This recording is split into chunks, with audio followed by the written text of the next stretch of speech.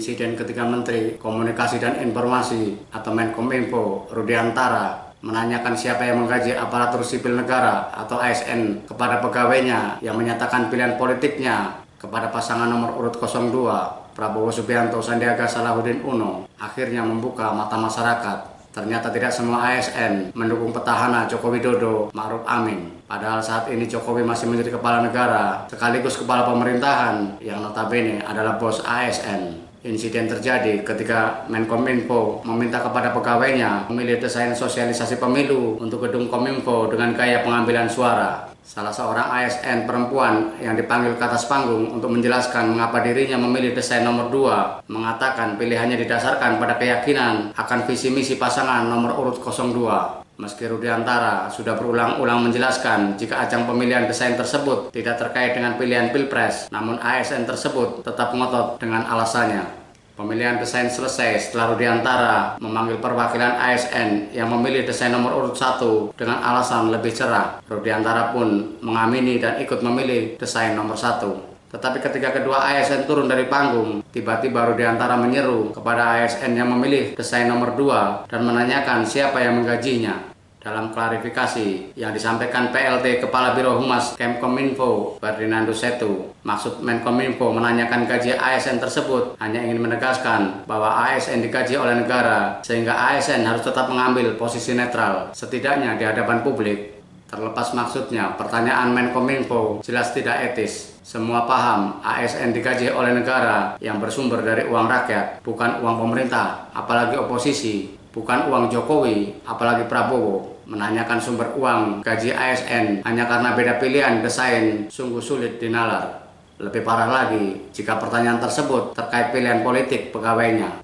Insiden ini juga sekaligus membuka mata masyarakat jika ternyata ada atau bahkan mungkin banyak ASN yang justru memilih capres oposisi, bukan petahana. ASN Kominfo yang memilih Prabowo jelas bukan tidak paham dengan penjelasan Rudiantara bahwa pemilihan desain tersebut tidak ada kaitannya dengan pilpres karena diucapkan dengan gamblang dan diulang sampai 4 kali.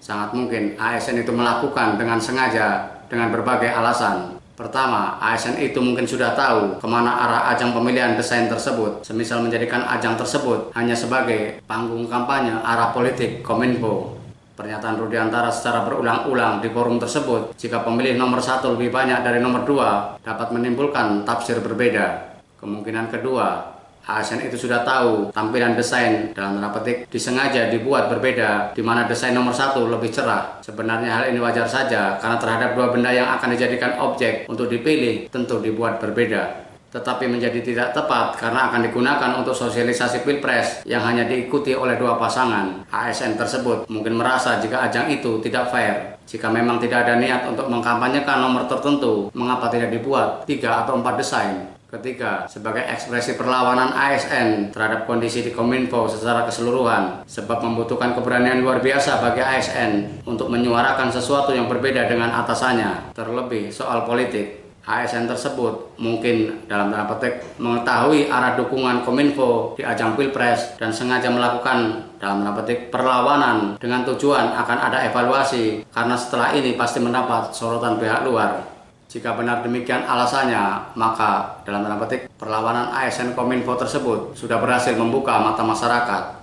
Menkominfo Rudiantara harus berani memberikan apresiasi yang tinggi kepada pegawainya dan menggunakannya sebagai bahan untuk melakukan pemenahan internal agar Kominfo benar-benar netral di Pilpres 2019. Bukan hanya slogan, namun juga gestur, sikap, dan kebijakan para pemimpinnya. Ibu bilang nomor 2 atau nomor 1? Ya sini 1. Ayo. Sini.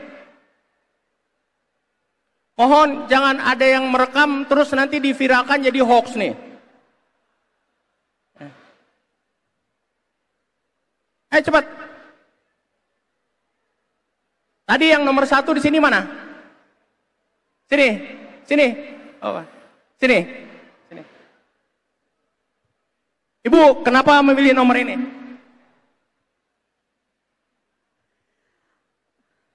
Bismillahirrahmanirrahim. Mungkin terkait keyakinan aja Pak, keyakinan atas visi misi yang disampaikan oleh nomor 2.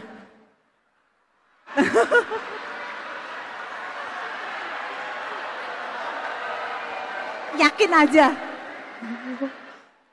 Bu, ini tidak boleh dikaitkan dengan capres. Saya cuma tanya, milih yang itu atau yang milih yang ini? Oh, gambarnya. Yang nomor 2, Pak. Karena kita sebagai warga negara yang baik, memang kita harus pastikan dulu tempat, harus tahu ke depannya gimana yang untuk pemilu serentak ini kita harus menggunakan, pastikan dulu aplikasi yang akan kita pakai untuk pemilihan pemilunya. Ibu nggak jujur, mohon maaf. Ibu tidak jujur, karena pesannya semuanya sama. Yang beda hanya warna dan desain. Enggak.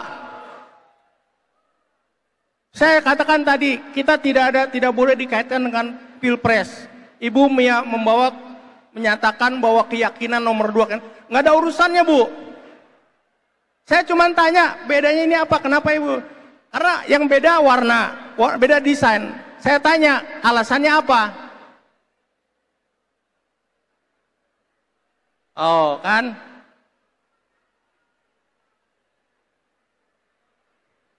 Mana yang satu tadi? Ini.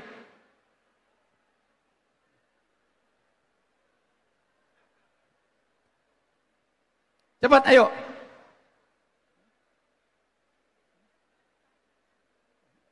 Kenapa alasannya milih ini? Warnanya lebih cerah, Pak. Lebih berwarna. Ya, itu lebih pas karena kita bicara mengenai warna dan desain. Tidak bicara mengenai keyakinan, apalagi bicara mengenai platform. Jadi saya terima alasannya nomor 1, tapi saya tidak bisa terima alasannya nomor 2. Karena mohon maaf, Ibu tidak bicara mengenai desain dan ini. Ya, nggak apa-apa. Terima kasih, Bu. Terima kasih. Terima kasih.